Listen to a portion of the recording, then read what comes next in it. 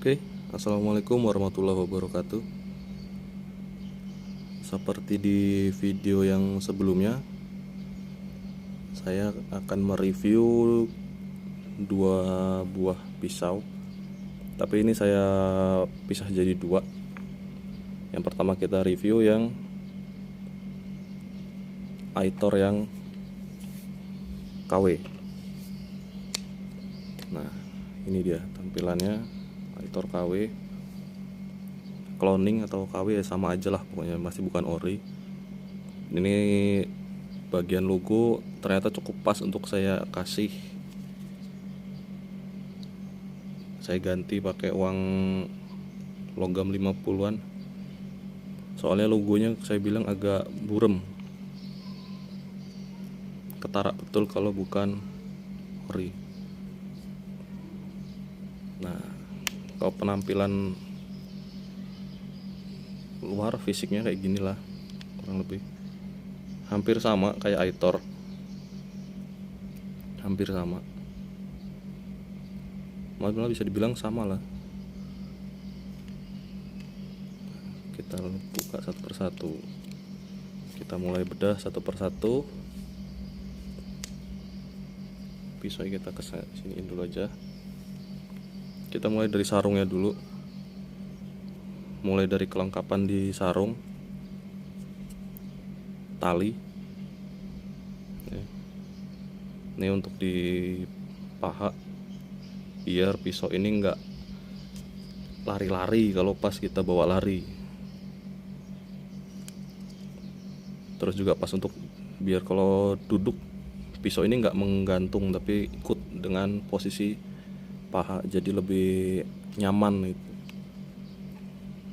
Di bagian tengah ini ada tali juga. Di belakang sini ini ada pengasah, ada batu asahan. Tapi saya sarankan kalau nggak penting-penting bener, kalau nggak darurat bener, jangan dipakai. Soalnya ini batu asahnya saya bilang cukup jahat.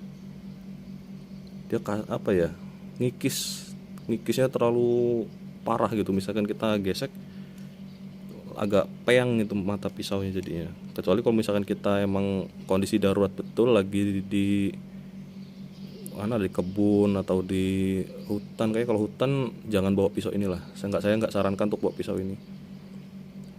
Lagi kondisi emang bener-bener tumpul, nggak ada alat asah lain, maka baru bisa kita pakai ini. Saya sarankan kayak gitu. Di bagian pengait, ini juga modelnya bukan di baut, bukan ini, tapi langsung di apa ya namanya, kayak ripet gitu dia. Nah, ini saya kasih plastik steel biar dia nggak begitu jauh renggangnya, karena pas bawaan aslinya dia agak goyang, makanya saya plastik steel aja. Untuk tali di pinggangnya khas Aitor. Untuk di bagian dalam, nah ini yang udah saya pretelin. Tadinya di sini ada tali karet untuk ketapel. Di sini ada untuk tempat peluru ketapelnya ya. Tapi talinya saya coba putus. Karetnya saya kaitkan ke sini. Saya coba untuk mainkan ketapelnya, ternyata putus. Di bagian belakang ini ada pisau sekundernya. Ini bisa kita jadikan ujung tombak. Jadi misalkan kondisi kita berburu atau pas lagi jalan kebetulan ketemu hewan yang bisa diburu dan tidak dilindungi, maka kita bisa bikin ini jadi ujung tombak. Kita ikatkan talinya di sini. Karena di sini udah ada tali, kita ikatkan talinya di sini.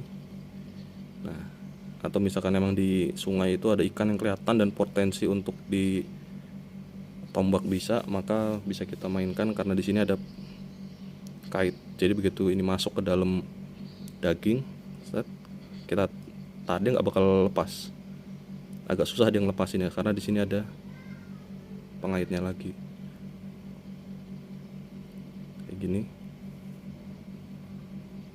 Ini ada pembuka tutup botol. Bagian sini ada fungsinya kayak cermin pemantul lah, kayak pemantul cahaya. Cuman ini gampang betul lecet. Tuh. Kalau ini saya tambahan aja karena agak longgar. Pisau sekunder kalau dimasukin ke dalam sarung utamanya maka agak longgar, goblak-goblak dia. Maka kalau kayak gini dia nggak goblak, nggak goyang-goyang bener lah.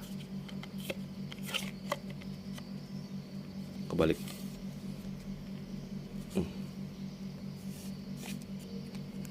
Seperti inilah sarungnya.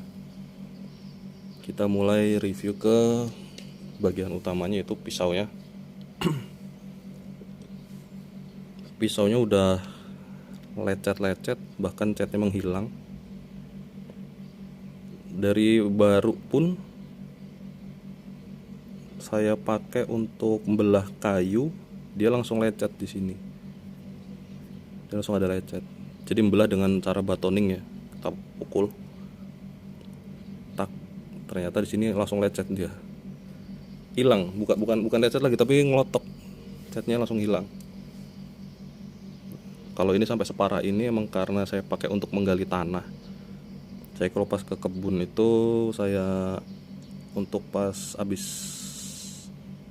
ngambil singkong saya tanam lagi, maka saya tusukkan ini ke tanah. Juga kalau pas singkongnya ternyata saya cabut agak keras, maka saya gali dengan ini. Nah, kalau pas waktu bawaan aslinya, mata bilahnya ini dia tipis, kecil gitu, tajam betul emang. Waktu baru sampai, pisau ini tajam betul, sangat tajam. Tapi ternyata begitu saya hajarkan ke kayu, langsung rompal bagian sini, langsung rompal.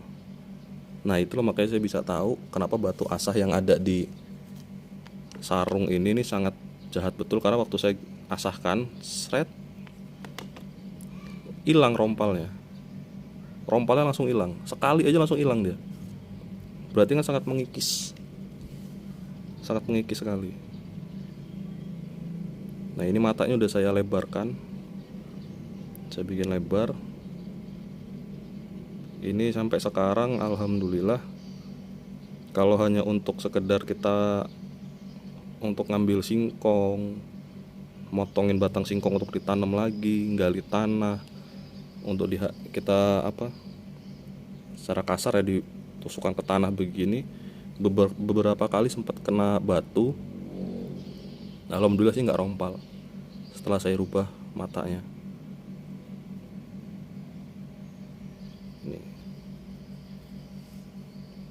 Ini dia modelnya pakai baut. Kalau ini jelas lebih dalam dia bisa masuk sampai di sini. Dalam sini ada lubang dia. Jadi bilah ini masuk ke dalam sini dan di dalam sini ada lubang. Dia harus pas dengan baut ini. Gagang dari aluminium. Kompas, kalau kemarin di video yang sebelumnya udah saya bahas juga, ada kompasnya, tapi agak sedikit error. Kalau tabung kayak nggak usah dibuka lah, udah umum lah, pasti teman-teman udah tahu lah isinya apa aja. Tapi ini saya lengkapin, ada timahnya. Kalau dari bawaannya dia nggak ada timah. Waktu bawaannya nggak ada timah, tapi kelengkapan patis 2, benang, senarnya satu roll kecil itu aja. Terus plester udah saya ganti pakai Hansaplast karena plester bawaannya sudah mengelupas. Ini ada timah di dalam, cuman ini aja yang saya tambahkan timah. Dia nggak ada pisau operasi, nggak ada pisau bedah ya, pisau operasi ada, pisau bedahnya nggak ada, pinsetnya nggak ada, pensil nggak ada. Ini juga saya tambahkan per, saya buat sendiri biar nggak goblak waktu digunakan. Soalnya kalau bawaannya ini nggak ada pernya punya saya, jadi waktu kita untuk tebas goyang dia, berisik suaranya. Ini saya pakai untuk ngupas kulit kelapa yang tua itu, selumbat ya kalau bahasa Jawanya, diselumbat itu aman, nggak ada goyang, nggak ada apa. Bahkan untuk membelah batok kelapanya pun masih aman. Kalau untuk kelapa muda juga apalagi, cuman hantarannya yang kurang karena bobotnya tidak seberat golok yang digunakan khusus untuk tebas atau untuk golok kebun, karena bobotnya nggak begitu berat, ukurannya pas menurut saya.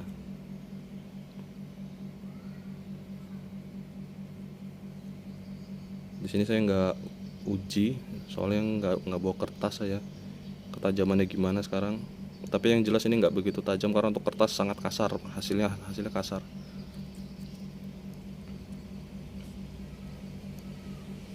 Seperti inilah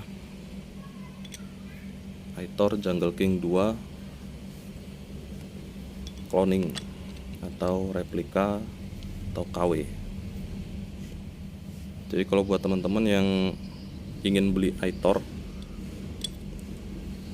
harga Aitor itu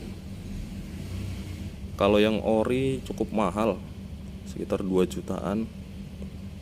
Kalau cuma untuk punya aja, untuk pajangan saya rasa udah cukup lah ini. Tapi kalau buat yang tahu ya kelihatan betul bedanya, dari luar pun udah kelihatan betul.